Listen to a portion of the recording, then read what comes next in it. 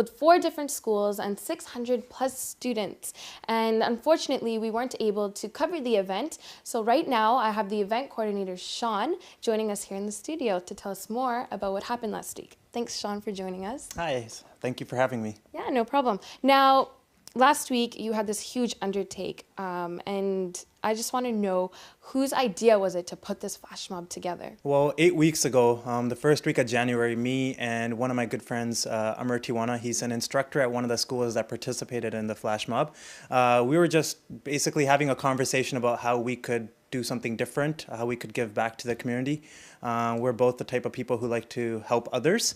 And then I'm not sure how, but the idea of a flash mob got thrown out. And then after that, we knew that the anti-bullying day was coming up. So we wanted to kind of merge the two and see what we could do. And then after that, he basically connected me to his school, his teaching staff, the principal there. And that basically set off a chain reaction to what happened last week. That's incredible. And you were saying that this whole event was put together very last minute. And how long did it take you to plan the whole concept? Well, the overall planning of the event actually happened within 7 weeks. So once we got connected with the schools, it was basically, we had no time to waste. We had to stay on top of it.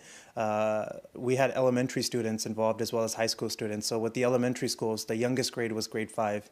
And in terms of being able to learn the dance and then remember the dance, we knew that, especially those students, they would need like enough time, like they wouldn't need that time to learn it. So after that, once we made that initial connection with with the schools, I basically informed the students that we're going to start the rehearsals ASAP, just because that way they would be able to perfect it. And then after that, I mean, the Shamik Dance School was kind enough, and they were definitely hardworking in all of this. They basically came down all the way from North Vancouver as well as other parts of the Lower Mainland twice a week to teach the students.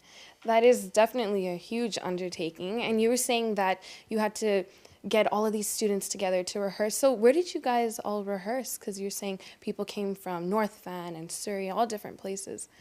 Well, once we made the initial communication with the school staff, we needed a big space for them to be learning their dance. And for that to happen, the teaching staff had to cooperate with they had to change their schedules around for it to work. That was the only way it was going to work, was if the teaching staff was willing to kind of cooperate with us. And fortunately for us, they were. It wasn't easy for them. They did have to shift their schedule around. But we did manage to get blocks where instructors would, rather than teaching the class, they would send their students to the school gymnasiums. So we basically had the school gymnasiums full of approximately 150 to 200 students at a time. So that goes to each school. Each school had their own gymnasium booked for their own students. I noticed that they're all wearing the same pink shirts. So how did you guys provide all 600 plus students with the same t-shirts? Because it was anti-bullying flash mob, I wanted each student to coordinate in terms of wearing the color pink and creating that visual awareness. However, because it was happening last minute, it was very difficult to find a sponsor who could provide for that many students.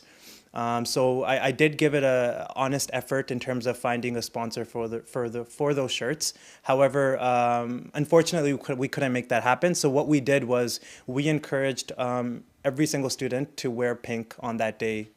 If they had a pink shirt, if they had a pink toque, a pink jacket, anything, just kind of to help us out in terms of creating awareness for anti-bullying. And then beyond that, what we did was, rather than providing the pink shirts to the students, we provided them with pink headbands. The pink definitely popped in the video, especially in the snow. And that's another thing I was going to ask you, that it ended up snowing all weekend leading up to the day the flash mob was supposed to happen. So were you a little bit nervous about that? When that snowfall began, I was honestly praying, literally, that it would go away in time. The funny thing is, we actually initially planned the flash mob. We planned a grand rehearsal with the students 2 weeks prior to the event, just to kind of get them all connected and know that way they would know what they were doing. And the first week, it was the Vancouver weather basically provided us with pouring rain. So we had to cancel that rehearsal. And then the following week, as you said, it was a snowfall. And the days leading up to the event, we were all kind of anxious in terms of, oh God, what are we going to do? Will the flash mob still happen? And we were hearing a lot of concerns from the teaching staff and the parents as well, saying that, it may be an issue. But for me, stopping and canceling the event wasn't an option, because at the end of the day, what we wanted to do was create awareness for anti-bullying. So I noticed there's a Michael Jackson song and a Bollywood song in the video. So who decided to have a Western and Bollywood collaboration? My intention was I wanted to do something that was different and something that was unique. And the fact that we were working with Surrey schools, a lot of the school population is South Asian. And I did a lot of research in terms of, I looked at a lot of online flash mob videos, and I could not find a Bollywood flash mob video, especially one that has happened here in the Lower Mainland. And the fact that I was working with the Shamik Vancouver Dance School, that was kind of a no-brainer to me in terms of picking a Bollywood song. The Michael Jackson song was, I've heard a lot of his songs, and he has come out with a lot of songs that have a lot of meaning. And the song that we did choose in terms of anti-bullying, it was the perfect fit. And the Bollywood song that we chose, I wanted a song that was kind of upbeat, fun, but at the same time it had the message as well. So what was the goal you guys were hoping to accomplish from this flash mob? With this flash mob, what I wanted to do was I wanted to create as much exposure as I could for the anti-bullying initiative. In terms of bullying, it's prevalent in every aspect of our life, whether that's at home, at school, at work, nowadays online. It could be physical or it could be verbal. And at the end of the day, it doesn't do anybody any good. At the end of the day, basically what you have is two victims. The person that is being bullied is the victim, obviously, and also the person that is bullying the person is a victim as well. So what I wanted to do was create maximum exposure for the anti-bullying initiative so that something can happen in terms of preventing it from happening in the future. And I know that this initiative alone will not act as that prevention. I mean, it's not going to do it on itself, but what I'm hoping is that it does act as a catalyst, and it does move our community one step closer to reaching that goal of putting an end to bullying. That's very well said. Now, what were you hoping that the students would gain from this whole experience? In terms of this event, what I wanted the students to come out with were certain values, and those values have to do with teamwork, working together, being supportive of each other, encouraging each other. And at the end of the day, I wanted to break the barrier in terms of, if it wasn't for an event like this, some of these students would have never have interacted with one another.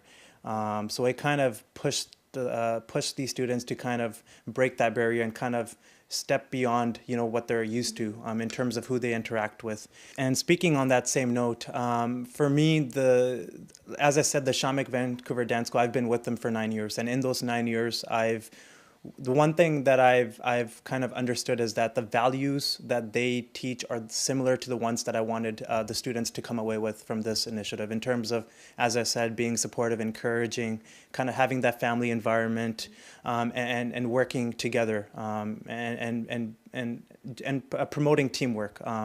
So with that being said, I'm a firm believer of, and I've said this before too, that as a community, we're definitely stronger together than we are apart. So putting this flash mob together, you face so many challenges, the snow and having the worry of students not show up. So when you saw it all come together that day, how did that make you feel? I was honestly kind of speechless and kind of taken away, just because I knew that everything was done within like 7 weeks. Everything was last minute. So when I kind of stood there at the side and kind of prayed, hoping everything would work out, and when I saw that it did, I was kind of left out of words. But I mean, for that, yes, I did put in a lot of work to make this happen, but none of it would have happened if it wasn't for the support that I received from, again, everybody that made this event happen. So the Shamik Vancouver Dance School, the students, the teaching staff, the parents, the media who actually provided coverage, everybody played their role. So watching everything unfold, it definitely put the biggest smile on my face. I'm still smiling, and I hope that we continue to receive this support moving forward. Now, on that note, we're gonna finally show you the incredible flash mob video that these guys put together. So here it is.